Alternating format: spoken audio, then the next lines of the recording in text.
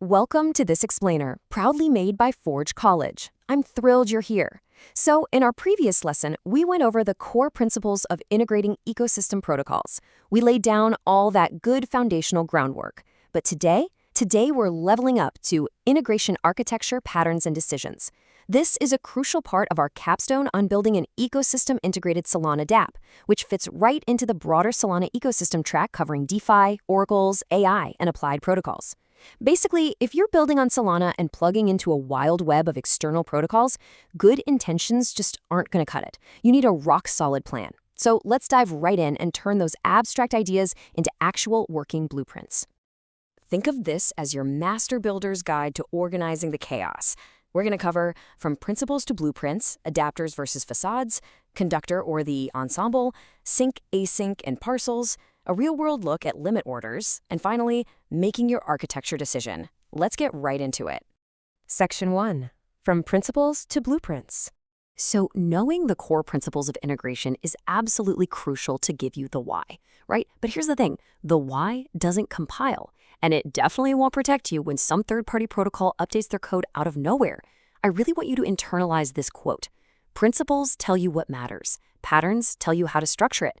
Without these concrete patterns we're about to discuss, your beautifully intended Solana DApp is going to turn into a tangled, unmaintainable mess of spaghetti code real fast. These patterns are literally the structural steel keeping your app standing when the ecosystem around it starts shifting. Moving on to Section 2, adapters versus facades. This is kind of the first major binary decision you'll face when building your integration layers. How exactly do you want to interface with the outside world? Well, before we can choose, we have to talk about surface area. This is simply the total number of methods, interfaces, and data structures exposed or required by your integration layer. And let me give you a very real warning here. A massive surface area just means you've given the universe way more places for things to spectacularly break when an external protocol decides to update its API on a random Friday afternoon. You absolutely have to control this. To manage that surface area, you basically have two main structural tools. First up, adapters. Think of adapters as thin, narrow shock absorbers for your DApp. They sit right on the edge, translating an external protocol's weird quirks into something your app actually understands. They minimize coupling and absorb any of that protocol drift. On the flip side, we have facades. A facade is more like a broad, centralized control panel. It gathers up a bunch of messy protocol calls and squishes them into one beautifully simple API for your developers. But because it's so broad, it naturally comes with a much larger maintenance surface. The takeaway here, use adapters to isolate the chaos and facades to simplify your internal developer experience. All right, Section 3, conductor or the ensemble. Okay, so once you're connected to these external protocols, you have to decide how you're going to coordinate multi-step interactions without dropping the ball. I absolutely love this musical analogy. Orchestration is the conductor. Choreography is the ensemble. To break that down, orchestration means you have a centralized controller, the conductor, standing on the podium. They point at the decks to execute, then point at the oracle to verify, keeping strict time. Choreography is totally different. It's an event-driven, decentralized ensemble, no conductor in sight. The bass player hears the drummer do a fill and just naturally reacts. In your system, different parts just listen for events and react independently. When you're choosing between the two, the trade-offs are super clear. With orchestration, you get deterministic latency and centralized failure handling.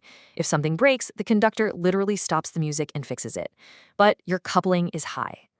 With choreography, your coupling is low and it scales beautifully, but your latency is eventual. And failure handling? Well, that relies on local reconciliation. Basically, if a service misses its queue, you're the one who has to hunt down exactly where the flow broke. Up next, Section 4, sync, async, and parcels. Coordinating all these actions forces us to look at the massive difference between a synchronous on-chain transaction that happens all at once and asynchronous off-chain flows that play out over time. The key here is understanding your transactional boundary. Think of this boundary like a load-bearing wall in a house. It's the specific unit of work that absolutely must succeed or fail as a whole to keep everything consistent. If your operation spans multiple independent systems, like a Solana program, an off-chain server, and an external oracle, a single atomic on-chain execution might be literally impossible. The wall just spans too far. So, when atomic delivery isn't an option, we use a mental model called the transactional parcel. You've got to treat these multi-step async operations like a multi-leg physical shipment. If you can't deliver the whole parcel atomically in one go, you need a manifest. You need durable metadata and checkpoints at every single leg of the journey. That way, if a step fails halfway across the world, you have a solid return policy to recover your state. And what exactly does that return policy look like? Well, here are your compensation strategies for partial failures. You've got idempotent retries, which is just safely trying the exact same action again. You can code explicit undo operations to reverse what just happened. You can run background reconciliation passes to clean up any messes. Or, my personal favorite, human-in-the-loop remediation, which is really just a polite corporate way of saying your developers are going to get paged at 3 a.m. to manually fix a stuck database record. Yeah, we definitely want to avoid that last one if we can. Section 5. Real-world limit orders. Okay, enough abstract theory, right? Let's ground this and stress test these concepts on a real-world scenario, building an automated limit order system using a decentralized exchange and a price oracle. Here's our multi-leg journey. Step 1, evaluate the price from the oracle. Step 2, reserve the user's funds on-chain. Step 3, submit the order to the DEX. And Step 4, wait to confirm the fill and settle up. Because we literally have to wait for the DEX to actually fill the order, this cannot be one atomic on-chain transaction. An orchestrator service would sit here, managing this exact life cycle, tracking the state at every checkpoint while patiently waiting for that persistent fill. Now, we could actually build this exact same limit order feature using both of the models we discussed earlier. In the orchestration approach, your facade API is the conductor, centrally coordinating all 4 steps we just mapped out. But in the choreography approach, your front end just emits a single event, saying, hey, I want a limit order, and an independent off-chain watcher just listens. When the oracle condition hits, the watcher independently executes the trade. Both of these are totally valid. Just remember, no matter which you pick, you're still going to want adapters at the very edges to absorb any surprise versioning changes from the DEX or the oracle, so your core logic survives. Finally, Section 6. Making your architecture decision. We've reached the final inspection. Let's distill all of this into a simple, repeatable mental model you can use for literally all your future integrations. Step 1. Do you require multi-protocol atomacy? If yes, move to Step 2. Can you fit it all in a single on-chain transaction? If so, awesome, do that. If not, you need to define explicit transaction boundaries and compensation steps. Step 3. If atomicity isn't strictly required, do you need central visibility and control? If yes, choose orchestration and a facade. If no, go to Step 4. Do you prioritize decentralized scaling and loose coupling? If so, go with choreography. A solid rule of thumb, prefer orchestration early on while you're still figuring out the system, and always use adapters as your primary shock absorbers against external chaos.